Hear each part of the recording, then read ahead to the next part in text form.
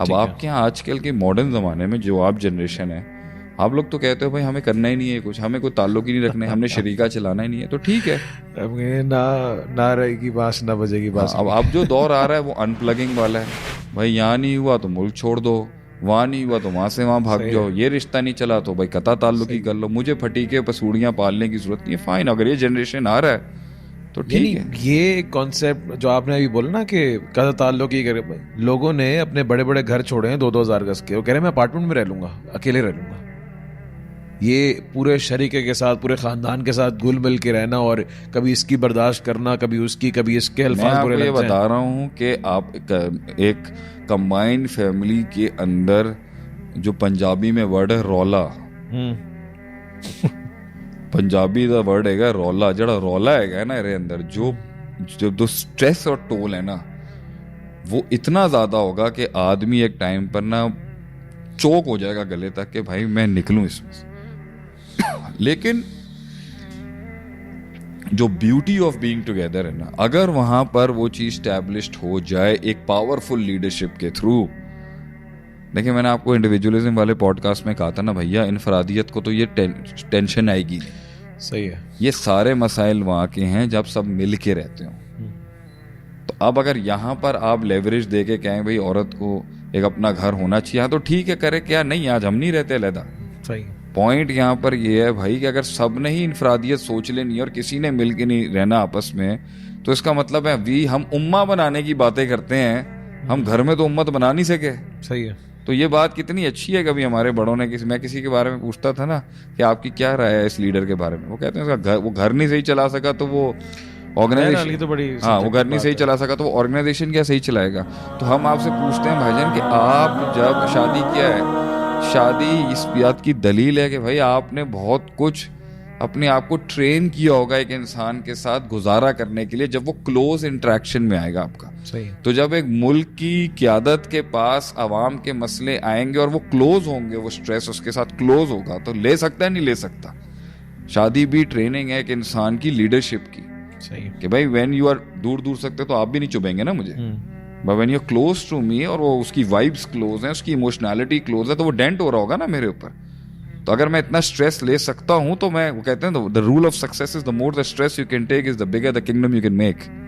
सही। तो जब आप एक बीवी का स्ट्रेस नहीं ले सकते, बीवी मर्द का स्ट्रेस नहीं ले सकती, दोनों मिलके एक खानदान का स्ट्रेस नहीं ले सकते, तो आपने कुछ क्या बनाना है आपने फिर जिंदगी के अंदर। तो वो मैरिज अगर इंडिविजुअलिज्म का शिकार हो के साइड में हुई भी है, ठीक है, बीवी बच्चों को ठीक है, यही तो हो रहा है। और फिर इसको आप आके ये वाला इंजेक्शन दोगे कि ये एक उम्मत का पार्ट बन के इंकलाब लें, ये कभी नहीं हो सकता। बेसिक डीएनए में खराबी है यहाँ पर। ठीक है। मैं इसके हक में नहीं हूँ कि साथ नहीं रहना चाहिए, लेकिन होता नहीं है। और घर की एक लीडरशिप अगर बेवकूफ़ हुई तो बच्चे फिर भागेंगे वहां से जल्दी। अगर घर की लीडरशिप, इसी के ऊपर एक और इक्वेशन है कि अगर सास ससुर उसको बेटी बना लें तो वो जन्नत बन जाएगा घर, अगर वो उसे बहू समझेंगे तो वो अजाब ही रहेगा हमेशा। तो फॉर अ सक्सेसफुल मैरिज सासों को चाहिए कि अपने अगर बेटों का घर बचाना है उनको, तो उनके आपस के मामलात में बोलना बंद कर दें। फॉर अ सक्सेसफुल मैरिज एक सास को ये समझना चाहिए कि द डे, एक माँ को अपने बेटे के लिए समझना चाहिए कि the day he has gone to college 10% बेटा मैं लूज कर चुकी हूँ।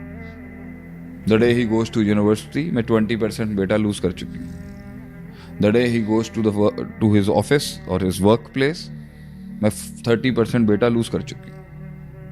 And the day he gets married मैं 50% बेटा लूज कर चुकी हूँ। साइकोलॉजी में अब और चीजें आ चुकी हैं मेरे बच्चे के। मेरा बच्चा चाहता नहीं, वो इस उससे निकल जाए, how can you do this. मेरा बेटा अब नेचुरली चाहते हुए भी ना 100% अगर मुझ में पुटअप करेगा, किसी का हक मारेगा, तो वो बर्बाद कर देगा किसी और चीज को। सही है। इनको ये सोचना चाहिए। इसके तहत वो अपने बेटे को कभी उस पोजीशन में ना खड़ा करें कि चूज बिटवीन द टू। ये बेवकूफी माँ करेगी। You are asking, फैसला कर। It's not about choosing between you and, it's a natural order of the universe कि मैं सारी जिंदगी आपके गोद में नहीं रह सकता था। ठीक है, अब देखते हैं कि बीवी का काम क्या है। बीवी को यह समझना चाहिए कि मेरे पास आने से पहले ही साइकोलॉजी में बहुत कुछ होगा। 100% माँ की जगह है उसके दिल में, ठीक है, मामाज बॉय है, मामाज बॉय है। फिर पैशन है, विजन है। एक विजनरी आदमी के आगे तो माँ बाप भी कुछ नहीं होते, बीवी भी कुछ नहीं होती, भाई भी कुछ नहीं होते, दोस्त, उसका विजन होता है सब कुछ। तो विजन और एक गैरतमंद आदमी का विजन होगा, ये भी बता दूं। एक गैरतमंद हाई क्वालिटी मेल वो होगा जब आपने उससे पूछना है ना शादी करने के लिए, भाई आपकी क्या सोच है, बोले मेरी सोच ही है। तो वहां पर इस कॉम्पोजिशन पे बॉन्ड होना चाहिए कि मैं आपको वहां तक पहुंचने में मैं हेल्प करूंगी। क्योंकि उसे पार्टनरशिप चाहिए, उसे कंपेनियनशिप चाहिए। तो जिंदगी के अंदर किसी जगह पे मकाम बनाने के लिए ना, आपको एक ऐसी रात आती है, आपके पास ऐसी ऐसी रातें आती हैं जहां आप अपने स्पाउस के अलावा किसी से बात नहीं कर सकते, आप बता ही नहीं सकते किसी को, वो भी नहीं समझ सकती होगी। You need someone to talk to. Human mind की रिलैक्सेशन और ह्यूमन माइंड के की ग्रेस का सबसे बड़ा एलिमेंट ये है कि वो वेंट आउट हो जाए। तो अगर वो मुसल्ले पे अल्लाह के आगे नहीं हो सकता, तो उसके आगे दुनिया के अंदर रसूलुल्लाह सल्लल्लाहु अलैहि वसल्लम अबू बकर से बात किया करते थे। Used to take his heart out. ये किया इन्होंने मेरे साथ। आयशा से बात किया करते थे अलैहि रहमा, आयशा मुझे सबसे ज्यादा इस दिन हर्ट हुआ था, इस दिन मुझे हर्ट किया था लोगों ने सबसे ज्यादा, जब ये किया मेरे साथ। ताइफ वालों ने मेरे साथ क्या किया, you should talk to people, you know, it lightens your heart. तो ये कॉम्पोजिशंस के साथ शादियां होती हैं। तो अगर वो ये अगर बीवी अगर ये कहे कि नहीं तू विजन भी तेरा भाड़ में जाए, ठीक है, और तेरी माँ भी भाड़, मैं हूं जो तेरी 100% साइकोलॉजी पे मेरा राज होना चाहिए, तो is she crippling the husband और is she complementing the husband's actual growth to become a continental leader? तो जिस दिन बीवी उसको स्टैंड पे खड़ा करेगी ना कि चूज बिटवीन द टू, तो ये याद रखना उसने चूज बीवी को ही करना है, ठीक है। अब मुझे बताएं वो बीवी को चूज क्यों करे? कौन से मर्द बीवी को चूज करते हैं, कौन से मर्द और माँ को चूज करते हैं? आप बताएं।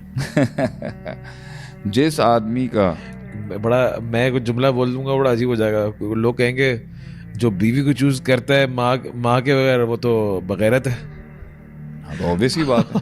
और जो माँ पैदा किया, जिसने पेट में 9 महीने रखा, इसलिए मैंने कहा मैं जवाब नहीं दूं। मैं इसको बड़ा आप देखें ना, आप दोनों आर्ग्यूमेंट्स को बड़ा करें जी। जिसने पेट में रखा, 9 महीने पेट में रखा। अब मैं ये बीवियों को समझाने के लिए मैं आपको बताता हूँ ना, समझाना तो एक टाइम पर ऑब्वियसली आपने कह दिया कि 50% लूज कर चुके हैं, लेकिन जिस माँ ने पाला, मैं बता रहा हूँ उसका माइंडसेट क्या है। आप एक माँ से मैथ्स कर रहे हैं आप उसके साथ जी, उसके बेटे के बारे में।